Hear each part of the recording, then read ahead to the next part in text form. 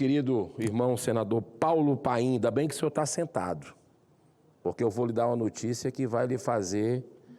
Está levantando? Levantou? Ih, rapaz, então é melhor o senhor sentar. Que eu vou lhe dar uma notícia aqui que eu sei que o senhor é preocupado com as pessoas mais pobres desse país. E, como a gente diz no Nordeste, além da queda, o coice pode acontecer hoje no plenário do Senado Federal. Eu não acredito que o presidente Davi Alcolumbre vai descumprir algo que ele, inclusive, falou para mim, embora que outros colegas estão dizendo que nós vamos ter essa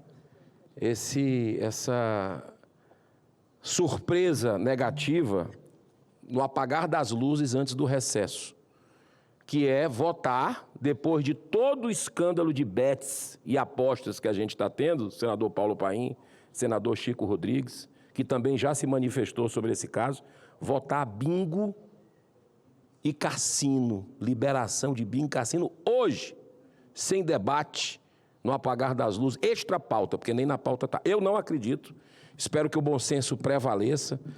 O senador Davi Alcolumbre me disse aqui, na presença até de outros colegas, quando eu perguntei, mas semana que vem, que é essa semana que vai ser, que ele comunicou que iria declarar que seria uma semana semipresencial, ou seja, remota, sem todos os senadores na casa.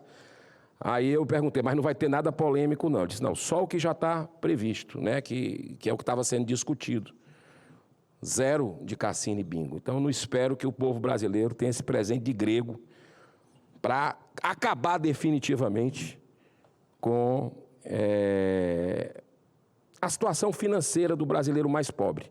Porque a gente sabe quem é que vai pagar essa conta, que já está pagando das apostas esportivas, das bets, e aí cassino e bingo, dinheiro saindo de novo do setor produtivo e indo para os magnatas, porque esse projeto tem as digitais de um grupo da Espanha. Aí é brincadeira, senador Marco Rogério. Eu acredito que o bom senso vai prevalecer e que essa matéria não vai vir extra pauta, que é um golpe contra os brasileiros, no momento de maior dificuldade que o país enfrenta financeira e moral. Mas, senhor presidente, eu vim falar aqui também dos dados revelados ontem pela imprensa brasileira de mais um escândalo da série de escândalos da CPMI do INSS, que está desvendando aí essa roubalheira também dos mais pobres, os órfãos, viúvas, aposentados, pensionistas do Brasil. Bilhões e bilhões com poderosos envolvidos, chegando em gente, em peixe graúdo, né? Inclusive aí com jatinhos de ministro, andando, telefones, achando, inclusive de traficante, o crime organizado. Mas mesmo a tropa de choque do governo Lula, que vem blindando de todas as formas possíveis as apurações envolvendo pessoas ligadas ao regime, vamos dizer, que a gente vive hoje, né, STF e Lula, nós chegamos ao ponto na comissão, não com as minhas digitais, porque eu voto para transparência total, quebrar sigilo, chamar quem tiver que ser chamado. Mas chegaram ao ponto, essa tropa de choque do governo Lula, de impedir até a requisição de documentos da Latam sobre a viagem do careca do INSS, do famoso careca, que o Senado decretou um sigilo de 100 anos, para você, brasileiro, não saber para onde é que ele entrou aqui dentro dessa casa. Não adiantou tanta obstrução. Sabe por quê? Porque agora a informação foi fornecida pela Polícia Federal, que o voo da Latam JJ 8148 de Guarulhos para Lisboa, no dia 8 de novembro, Lulinha ocupou a poltrona 3A da primeira classe. E o careca do INSS ocupou a poltrona 6J, também da primeira classe, a um custo em torno de R$20 mil. Essas informações foram possíveis pelo depoimento de Edson Claro, que durou mais de 70 horas à Polícia Federal do Brasil, gerando mais de 1.000 páginas de documentos, provando aí, né, dando indícios das falcatruas do careca do INSS, um dos campeões, peça-chave desse esquema cruel. Ele que é uma peça, repito, basilar dessa roubalheira de aposentados e pensionistas no Brasil. Edson Claro era funcionário de confiança do careca, mas depois do seu rompimento, chegou até a ser ameaçado de morte, porque sabia demais e certamente era portador de muitas provas materiais. Em seu depoimento, relatou muitas operações de lavagem de dinheiro envolvendo a criação de empresas no exterior. Uma delas, atenção, outro lobby que funciona forte aqui dentro do Congresso Nacional, que é o lobby da World Cannabis, com o objetivo de comercializar produtos à base da maconha. Essa é uma das empresas em que há fortes indícios da possibilidade de Lulinha atuar como sócio oculto, de forma a facilitar a movimentação junto ao Ministério da Saúde, aproveitando o tráfico de influência. Aquela lorota de que existe cannabis medicinal, maconha medicinal. Não existe isso. Das 500 moléculas da maconha, da planta, uma apenas trabalhada em laboratório pode gerar um remédio que não vai viciar, que é o CBD. Não precisa plantar maconha para isso. Isso é lorota de quem está querendo fazer outra coisa e faturar com as desgraças dos brasileiros. Inclusive, eu tenho um projeto de lei para dar gratuitamente pelo SUS esse remédio àquelas crianças, adolescentes que precisam desse medicamento porque têm problemas de epilepsia refratária. Então, o objetivo é um cavalo de Troia para fazerem o que eles querem, que é a maconha fumada, que é ganhar dinheiro com a desgraça, repito, do nosso povo. Senhor presidente, o que precisa ser urgentemente esclarecido é porque Lulinha, o filho do presidente Lula, está morando em Madrid desde quando esse escândalo explodiu. Por que ele foi para Madrid e continua lá, não voltou? E mais importante ainda é descobrir as consequências do pagamento pelo careca do INSS de uma mesada para ele, revelada lá, nesse documento, nesse depoimento do Edson Claro, de uma mesada que seria de R$300 mil por mês ao filho do atual presidente da República. Não podemos esquecer que estourou outro escândalo monumental envolvendo o Banco Master, cujo rombo pode ultrapassar 40 B de bola aí de índio, 40 bilhões de reais, e que está sendo blindado, por enquanto, pelo STF. E também aqui, porque eu tenho um pedido de CPI aqui nessa casa, há 3 semanas, que não foi ainda numerado e lido para que a gente possa buscar a verdade sobre isso, que também envolve gente muito poderosa. Importante a população saber.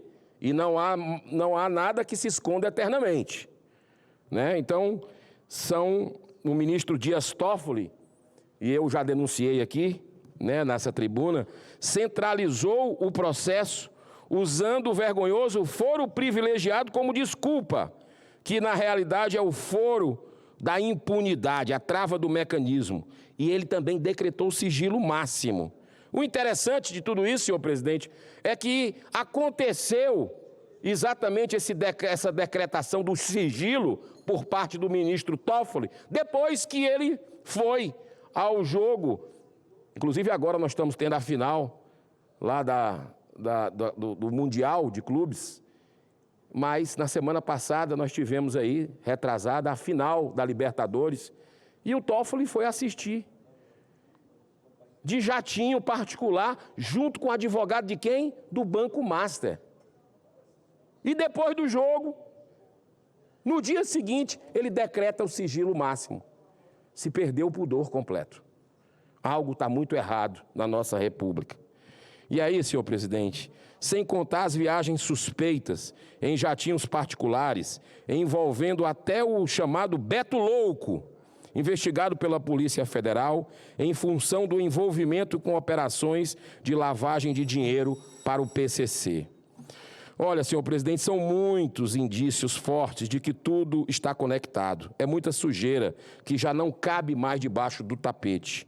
Chega de sigilo, chega de segredismo, chega de blindagem. Mais do que nunca é fundamental a CPI, a instalação da CPI do Banco Master, que já conta com apoio de 34 senadores da República. Defendendo a suspensão, por isso, presidente, eu defendo a suspensão diante de tanta necessidade de apurarmos CPMI do INSS com esses dados que estão chegando. CPI do Banco Master, eu defendo aqui, perante o povo brasileiro e perante meus colegas, a suspensão do recesso parlamentar que começa na próxima sexta-feira. Para não apenas darmos sequência a essa CPMI do INSS, mas também dar início urgente à CPI do Banco Master. É um dever que essa casa tem. Como é que... Claro que todos nós, existe o cansaço mental, físico, do ano difícil, mas nós temos uma emergência nacional. Por isso eu defendo a suspensão desse recesso, porque é um caso muito atípico que está acontecendo. É o mínimo que a Casa Revisora da República pode fazer em nome da grande maioria do povo brasileiro, que é trabalhador, é honesto e paga tanto imposto. Eu encerro, senhor presidente, com um pensamento nos deixado há quase 100 anos pelo escritor George Orwell. Se o senhor me permite mais um minuto, eu complemento o meu discurso. Muito obrigado, senhor presidente. Olha só o que é que George falou: se a liberdade significa alguma coisa, será, sobretudo, o direito de dizer às outras pessoas o que elas não querem ouvir, mas precisam ouvir. É mais ou menos o que se pode fazer com uma CPI justa, ou CPMI, como é o caso do INSS e do Banco Master. Que Deus, senhor presidente, abençoe a nossa nação, que tenhamos uma tarde sem surpresas negativas. O povo brasileiro não merece manobras, não merece que essa casa jogue sujo com ele na véspera do Natal. O povo já está muito sofrido. E eu espero, sinceramente, que esses rumores de que viria para cá, numa extra pauta, a liberação de bingo, cassino e jogo do bicho no Brasil seja uma fake news daquelas. Porque isso é o fim da picada e seria a derradeira desmoralização dessa casa, mostrando que o interesse dela definitivamente não é com o povo brasileiro, é com o interesse de magnata. Porque não gera emprego, não gera renda, gera endividamento em massa, tira dinheiro da economia produtiva e leva para os magnatas, gera suicídio, é tudo de ruim que você possa imaginar. Que Deus dê juízo a cada um de nós senadores, mas principalmente do presidente, que nem cogite colocar uma sandice dessa numa pauta na última sessão deliberativa do ano. Muito obrigado pela sua benevolência, presidente. Deus abençoe o senhor. Senador,